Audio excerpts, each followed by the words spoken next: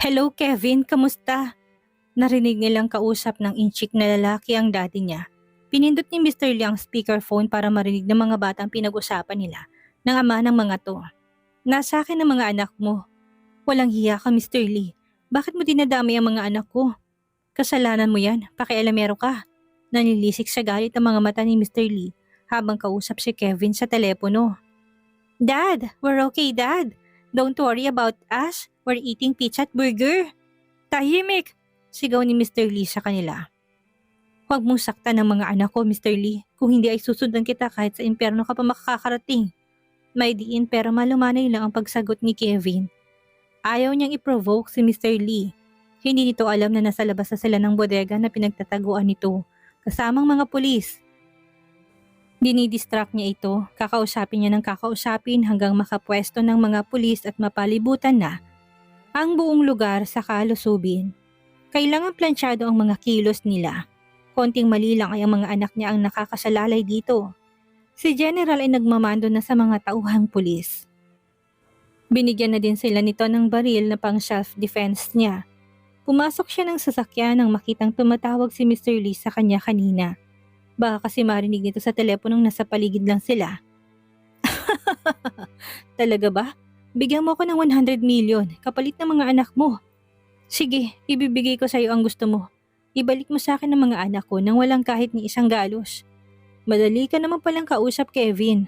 Kung sana ibinigyan mo na dati si Angie my love na 100 milyon, ay sana hindi na tayo umabot pa sa ganito. Napagsawaan ko na sana ang Angie na yon. Alam mo, type na type ko yon.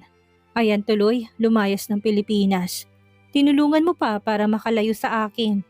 Pero susundan ko siya kung saan man siya pumunta, gamit ang perang ibibigay mo. Natigil sa pagsasalita si Mr. Lee nang may marinig na putukan sa labas ng bodega na pinagtataguan nila.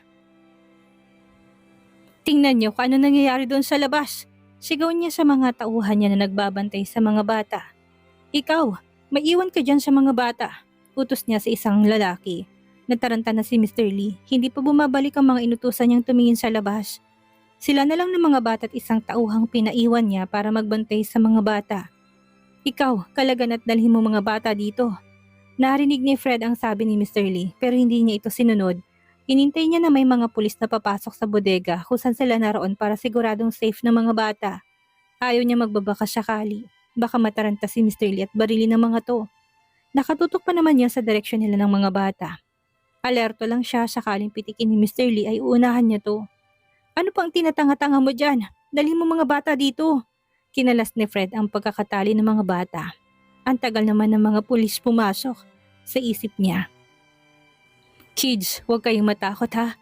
Kaibigan ako ng daddy nyo. Nandito ako para tulungan kayo. Walang masamang mangyayari sa inyo. Bulong niya sa mga bata habang kinakalas ang tali ng mga to. Hindi naman sumagot ang mga bata pero nang tingnan ito saka tumango. Ibig sabihin umaayon sila sa sinabi niya. Bilib din siya sa mga batang ito. Matatalino. Kanina pa siya napapabilib ng mga to. Kinakausap ng batang babae si Mr. Lee. Dinidistract niya ito habang ang batang lalaki may kung anong pinipindot sa putan nito. Bilisan mo! Nawawala ng pasensya si Mr. Lee. Parang naihina ito na hindi mapakali. Taas ang kamay, Mr. Lee! Sigaw ng mga pulis na nakapasok na sa bodega. May mga baril ito na nakatutok sa direksyon ni Mr. Lee. Ay, salamat, sambit ni Fred. Parang nabunutan din siya ng tinik sa dibdib. Huwag ka na magkamaling galaw, Mr. Lee. Sa kulungan ng bagsak mo. This time, sisiguraduhin ko na hindi ka na makakalabas. Daddy! Sigaw ng dalawang bata. Thank you, Daddy. You save us. Nagpalipat-lipat ng tingin si Mr. Lee sa mga bata at kay Kevin. Paano nangyari ito? Kausap lang kita sa telepono ah. Wala ka na tauhan sa labas. Naubos na sila. Mag-isa ka na lang kaya sumuko ka na, Mr. Lee. Sambit ni Kevin na may hawak ding baril. Binaling ni Mr. Lee ang tingin kay Fred. Ikaw, patayin mo mga bata. Barilin mo. Utos niya kay Fred. Hindi ko magagawa yun, Mr. Lee. Pulis din ako. Isa akong undercover. Shit kayo, nilinlang niyo ako. Tinutok ni Mr. Lee ang baril sa mga bata. Pero mabilis na iniwas ni Fred ang mga yun saka inunahan si Mr. Lee ng putok. Natamaan to sa dibdib at natumba. Tumakbong mga pulis kay Mr. Lee para agawin ang hawak na baril nito. Dad, I'm scared! Umiyak na sigaw ni Sunshine at Thunder. patakbo sa ama. Hush anak, tapos na, wala na tayong kalaban. Thank you daddy, you save us. Good job mga anak, hindi niyo kinuha ang tracker na nilagay ko sa inyo. Yes daddy, kasi sabi mo darating ka kapag may masamang mangyari sa amin. Basta wag lang namin kunin ang tracker sa puwet namin. Mahabang litanya ni Sunshine habang nakayakap sa binti niya. Natawa si Kevin. Sa puwetan niya nilagay yon para hindi mahalata ng mga kidnappers. Good job mga anak. Boss, tapos na, patay na si Mr. Lee. Sambit ni Fred habang papalapit kay Kevin. Nasapulto ng bala sa bandang puso, kaya namatay agad ito. Sharpshooter din kasi si Fred kaya walang mintis ang tira nito. Salamat Fred, maasahan ka talaga. Niligtas mong mga anak ko. Tinaas ang kamay para makipagkamay kay Fred. Walang anuman boss, trabaho ko po yun. Bilang pabuya, bibigyan kita ng 5 milyon dahil sa pagligtas mo sa mga anak ko. Boss, masyado namang malaki ang ibibigay mo sa akin. Trabaho ko pong iligtas ang anak niyo. Hindi mo na kailangan pambigyan ako ng pabuya. Hindi ko pa nga nagagalaw ang 3 milyon na ibinigay mo sa akin nung pinasara natin ang kasino ni Mr. Lee. Hindi, kung hindi dahil sa'yo iba ka nabaril ng mga anak ko. Kaya bilang pasasalamat ay tanggapin mong pabuya ko. Pera lang yan, madali kong kitain yan. Pero ang buhay ko at ang mga anak ko hindi kayang bayaran ng salapi. Mangiyak-ngiyak si Fred sa narinig mula kay Kevin. Salamat kung ganun boss, hindi talaga ako nagkamali na napakabuting pamilya niyo sa akin. Malaking tulong pong pabuyang ibibigay mo sa akin. Good job Fred, ang galing mo talaga. Nasapul mo si Mr. Lee. Nakangiting sambit ni Lennon na papalapit na pala sa kanila. Bilib na bilib to kay Fred. Kukunin ko na rin ang serbisyo mo na maging bodyguard ng mga anak ko Fred. Hindi na ako makakapayag na mangyari pa ulit iyon. Kaya simula ngayon ikaw nang magiging bodyguard nila. Sambit ni Kevin habang tinatapik si Fred sa balikat. Areglado boss. Nakangisin sambit ni Fred kay Kevin. Yay! Thank you Tito Fred for saving our life. You're welcome mga little boss. From now on ako nang magbabantay sa inyo. Huwag lang kayong masyadong mag-i-English ha. Kasi konti lang ang alam ko. Baka maubusan ako at mag-nosebleed ako. Saka sila nagtawanan. San ka nga pala umuwi Fred? Tanong ni Kevin. Nagre-rent lang ako sa maliit na apartment boss. Uli lang lubos na kasi ako. Wala na akong magulang at kapatid. Plano ko sanang bumili ng kondo gamit ang perang ibinigay mo. Kaya lang masyado pa tayong busy sa operation natin kay Mr. Lee. Kaya hindi ko pa natuloy ang plano ko. From now on, sa bahay ka natitira. Ituring mo kami na kapatid ni Lennon. Hindi mapapantay ng ginagawa mo sa mga anak ko. That's great bro. Sad naman ni Lennon sabay appear kay Fred. Pakihatid ng mga bata sa Batangas Fred. Asikasuhin ko pa dito. Hindi pa nahanap si Rico. Opo boss. Nang makaalis na si Fred at mga bata ay lumapit si Kevin kay General Fajardo. General, nahanap na po ba si Rico? Yes Kevin. Nahuli niya siya. Nagtatago sa bahay niya sa Las Piñas. Binayaran pala siya ni Mr. Lee para mag-tiyag sa bahay niyo. Hindi siya totoong anak ng dating kasambahay niyo. Pinalabas niya lang yon para makapasok siya sa bahay niyo. Nakakulong na siya ngayon. Kung ganun ay tapos na ang kaso General, wala na si Mr. Lee at ang mga alipores niya. Oo, kaya pwede na kayong bumalik na Manila. Safe na kayong lahat. Salamat General. Tinaas ni Kevin ang kamay niya para makipagkamay sa General. Invited po kayo sa birthday ng kambal next month. Dalhin mo po ang mga apo niyo. That would be great. Ang apo kong si Froilan ay bukang bibig laging anak mong si Sunshine. Magkaklase sila sa Montessori. Mukhang may crush yata sa maliit mong dalaga. Ganun po ba General? That's good to hear. Pero ipapaalala ko lang po na kahit General kayo, ay hindi ko pa pinapaligawan ng anak ko sa apo nyo. Saka sila nagtawanan na dalawa. Mga apo! Umiiyak na sigaw ng dalawang matandang babae nang makitang mga apo nila pababa ng sasakyan. Lolo! Lola! Sigaw din ng dalawang bata patakbo sa mga abuelo nila. Mabuti at walang nangyari sa inyo mga apo. Takot na takot kami. Yes Lola, don't worry, magaling po si Tito Fred. Siya po nagligtas sa amin. Sabay turo kay Fred na nasa likod nila. Starting today, si Tito Fred na pong bodyguard namin. Pagbibida ni Sunshine. Yes Tito, turuan mo ako ng self-defense ha? Sabat naman ni Thunder. Sure mga little boss, baka hindi nyo na itatanong black belter din ako sa taekwondo. Pagbibida niya sa mga bata. Bakit ang galing-galing mo, Tito Fred? Si James Bond ka ba? Joke ni Sunshine sa kanya. Saka sila nagtawanan. Maraming salamat, Fred, at niligtas mong mga apo namin. Naku, sobra-sobra nang binigay ng pamilya niyo sa akin, Sir Milicio. Kaya dapat lang ay suklian ko yon. Sa katunayan ay binigyan ako ni Boss Kevin ng 5 milyon kanina. Hindi ko pa nga nagagalaw ang 3 milyon na ibinigay niya sa akin ng isang buwan. Nakangisin sambit ni Fred. Deserve mo yan, Fred. Ituring mo kaming pamilya mo, sambit ni Don Milicio kay Fred. Salamat po, Don Milicio. Napakabuti ng pamilya niyo. O siya, tama ng drama. Dahil wala nang banta sa mga buhay natin ay magsaya tayo. Tinawag ni Don Milicio ang mga katulong at nagpaghanda ng masasarap na pagkain at inumin. Magsasaya sila sa araw na yon kasamang mga pulis at bodyguards na tumulong sa seguridad nila. Kaya labis kayong pinagpala kasi mababait kayo, Don Milicio. Sabit naman ng isang bodyguard. Ang lahat ng ditong tumulong sa pagbantay sa aming pamilya ay bibigyan ko ng tigi 100,000 piso. Sigaw ni Don Milicio. Talaga po, sir? Yahoo! Sigaw ng mga pulis at bodyguards na naroon. O siya, ilabas ng mga inumin at pagkain at magsaya tayo. Mag-swimming at mag-video kay kayo dyan. Tuwang-tuwang mga taong naruroon. Dumating si Kevin, Lennon at General Fajardo sa bahay na tila may nagkakasiyahan. O mga anak, nandito na pala kayo. Nagdidiwang lang kami dahil sa wakas ay malaya na tayo. Masayang batin ng papa niya. Mabuti kung ganun pa. Saad naman ni Kevin. Boss, binigyan kami ni Sir Milicio ng tagi 100,000 piso. Masayang balita ng driver / bodyguard niya. Deserve niyo lahat yan. Salamat sa inyong lahat sa pag-alaga at pagbantay niyo sa pamilya namin. Sige, magsaya lang kayo dyan. May iwan ko na muna kayo. Okay, boss. Sagot sa kanya ng mga tauhan nila. Kung hindi lang sana nasilaw si Rico sa pera na inoffer sa kanya ni Mr. Lee sa kanya, di sana malaya siya ngayon at may 100,000 patulad natin. Oo nga, ayan tuloy hindi na nga siya nabayaran ni Mr. Lee sa kulungan pangbagsak niya. Masyado kasing gahaman. Napangiti si Kevin sa usapan ng mga bodyguard. Narinig niyang nag-usap ang mga yon habang papasok siya ng bahay. Pa, nasa ng kambal? Tanong ni Kevin sa papa niya.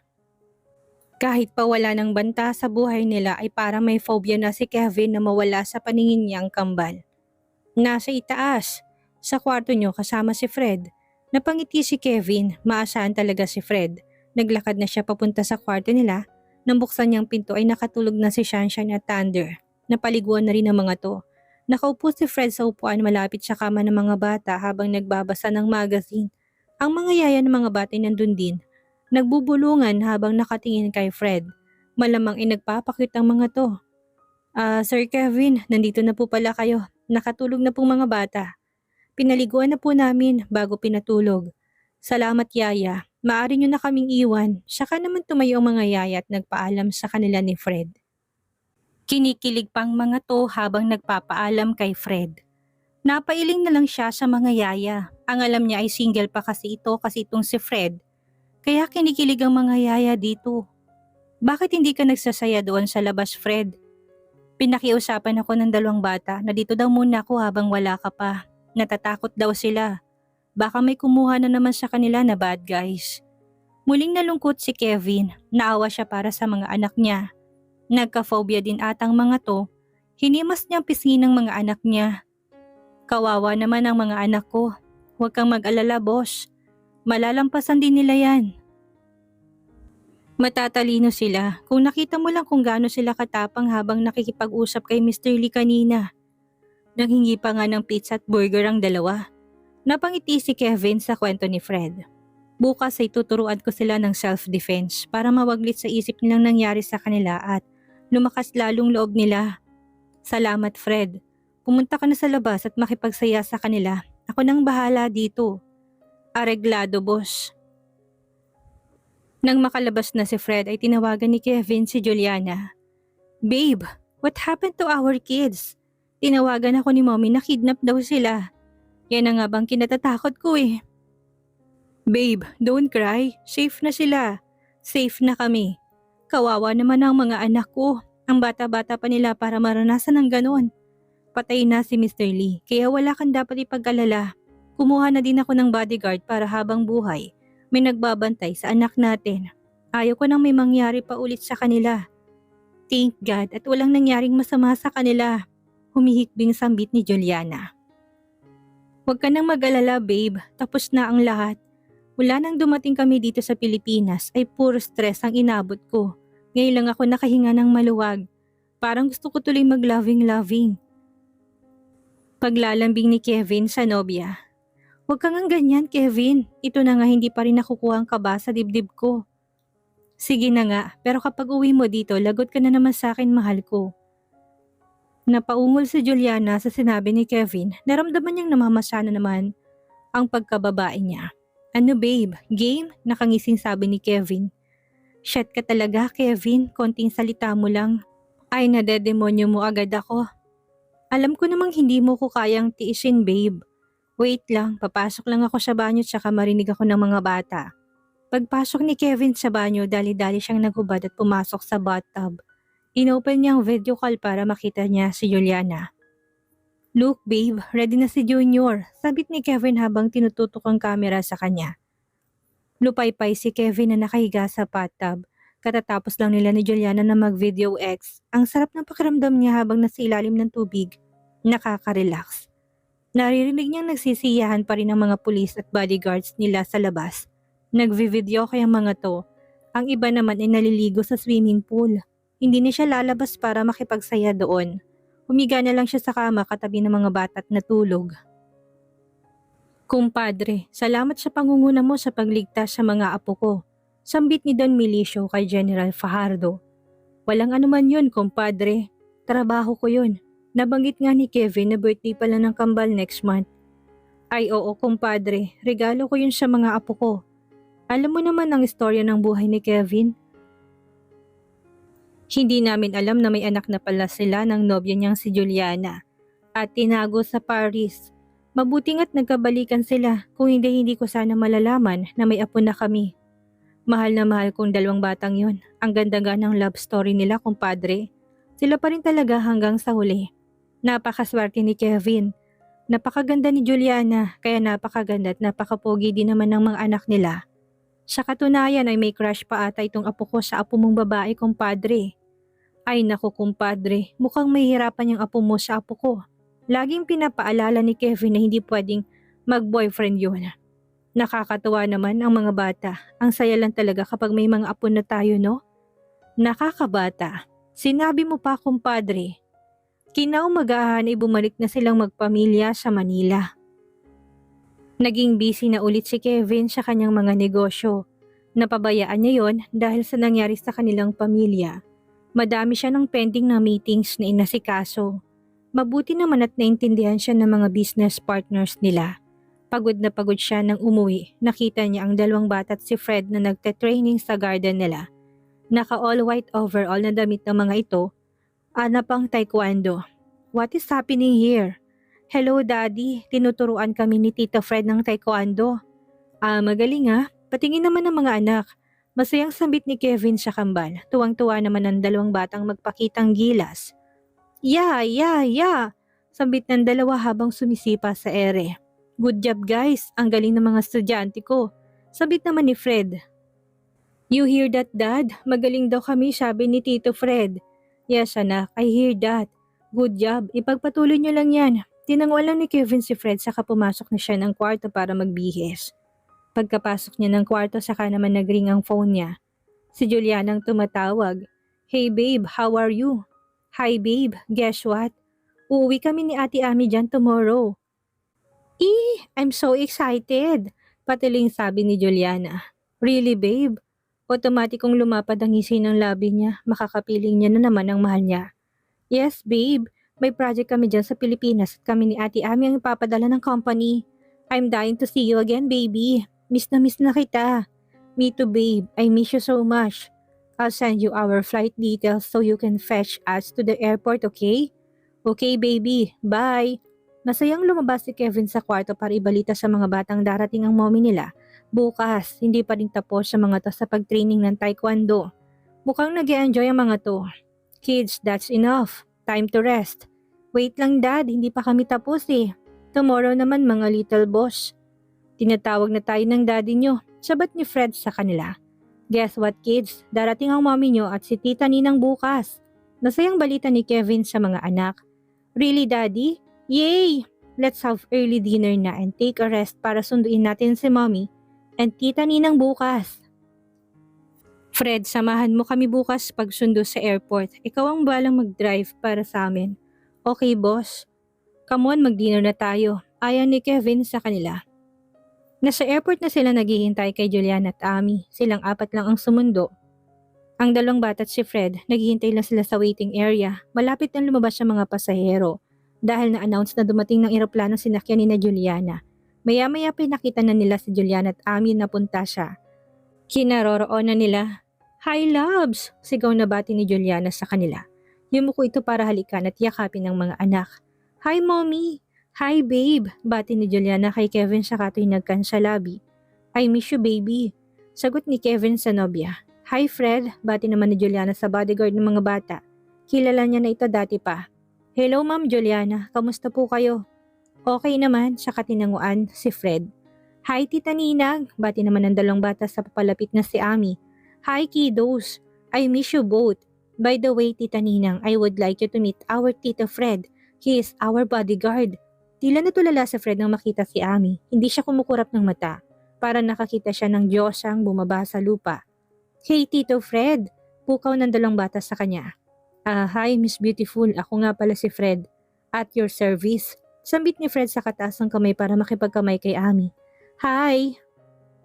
Maikling bati ni Amy sa katinaasan ito ng kilay. Hindi niya tinanggap ang pakipagkamay.